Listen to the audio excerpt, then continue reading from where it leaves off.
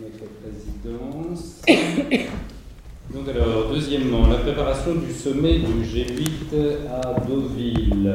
L'organisation de la présidence et des sommets singulièrement, dont le sommet de Deauville qui a lieu le 26 et le 27 mai, c'est-à-dire dans 15 jours, requiert une coordination. On a besoin d'avoir régulièrement, disons à peu près une fois par semaine, des points d'ensemble. La construction du centre de presse est en bonne voie d'achèvement dans les délais. Le centre de conférence est en construction, les salles plénières sont terminées. Le COPIL que nous venons de voir est le COPIL organisation, le comité de pilotage organisation. Donc on y traite de toutes les questions d'organisation des sommets et des différentes réunions de la présidence. Donc sont représentés autour de cette table tous les ministères qui sont impliqués.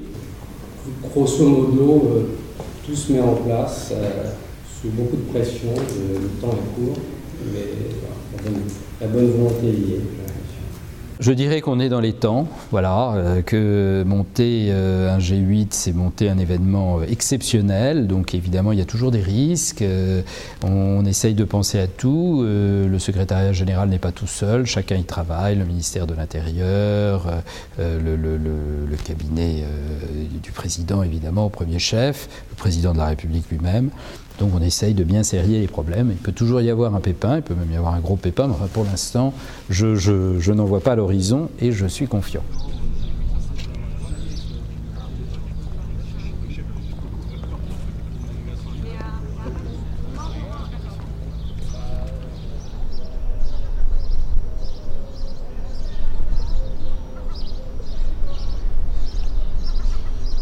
La préparation, ça vaut la peine d'être vécu.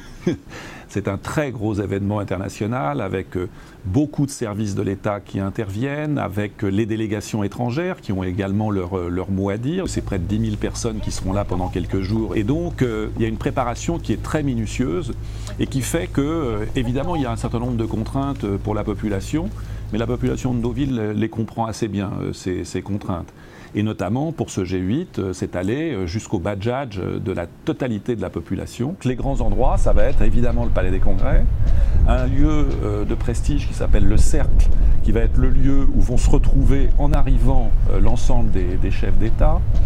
Une très jolie villa où déjeuneront les accompagnatrices, les conjointes des chefs d'État qui seront présentes.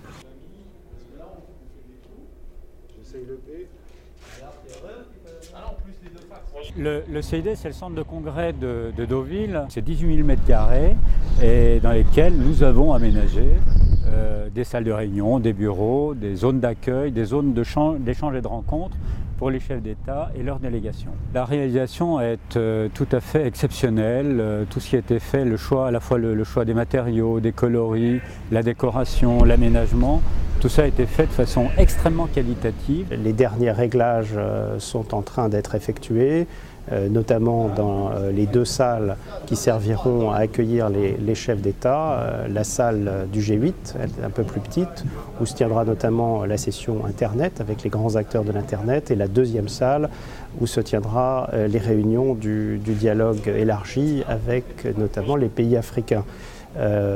Comme vous avez pu le constater, il y a les réglages son. Je parle de loin, pas fort, exprès. Dans l'axe, test 1, 2, 3, 4, essai 1, 2, 3, test. Les techniciens s'activent, on visse, on donne les derniers coups de peinture. C'est vraiment le dernier moment de la préparation.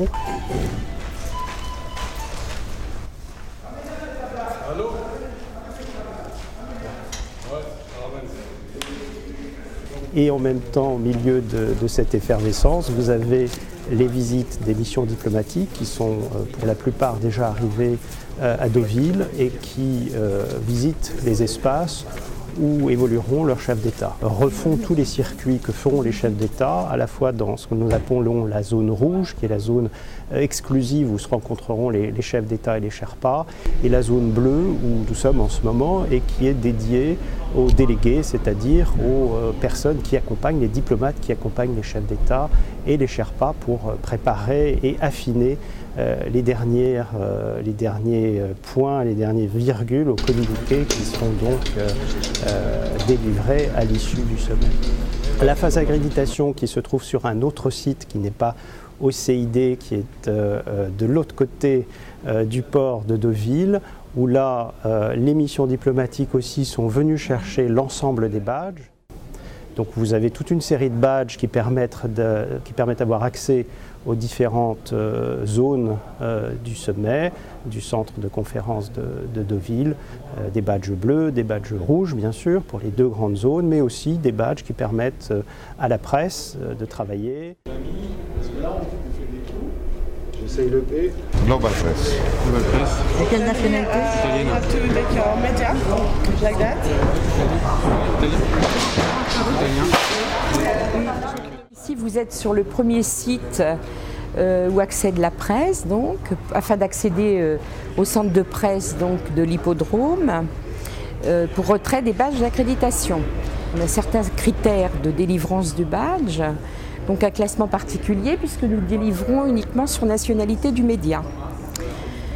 Alors aujourd'hui c'est une grosse journée, on a les premiers gros pays sont arrivés ce matin, donc les Américains, la Russie, le Canada. On a eu une journée une matinée assez intense. Nous allons continuer, je pense que demain c'est l'ouverture principale du centre. Donc on aura les médias individuels, les journalistes individuels. La grosse partie du travail a été délivrée ce matin au niveau quantité de badges. On a un certain nombre d'accrédités, on arrive à 2200 journalistes. Just want to check if the media center open today. Tomorrow. So we cannot enter. Les journalistes s'accréditent en ligne. Ils vont sur le site internet du G20. Il y a une rubrique accréditation. Ils choisissent l'onglet presse et ils se retrouvent sur un formulaire qui leur permet de faire leur demande en ligne. Donc sur le formulaire, ils remplissent tous les champs de renseignement. Ils chargent leur photo d'identité et le scan d'une pièce d'identité ou d'une carte de presse. Ils cliquent sur terminer. Et nous, ça nous permet de récupérer directement les demandes dans la base. CHN, et la voiture, le car, c'est quoi? Immatriculation. La voiture. Voiture, oui. Numéro. La voiture. S. TMPCO. Et donc en fait, ne passent par ici que les journalistes. Oui, c'est ça, les chefs d'État. Et les chefs d'État passent là-bas. Des milliers de journalistes sont en train d'arriver. Certains sont arrivés déjà depuis 2 jours, découvrent la ville, font des interviews, etc. Et je n'ai pas encore vu les installations du centre de presse. Et donc, c'est ce qui me reste à aller voir avant l'ouverture, parce qu'on va avoir là beaucoup de communication. C'est immense. C'est immense. Ça fait 1 hectare. Écoutez, on est un peu tendu parce qu'on a le souci de bien faire, on a le souci d'aboutir et surtout de régler et d'affiner les derniers détails parce que tout évolue, parce qu'il y a toujours des choses à améliorer au dernier moment, à s'adapter. Tout le monde ici est conscient que nous participons à forger l'image de la France.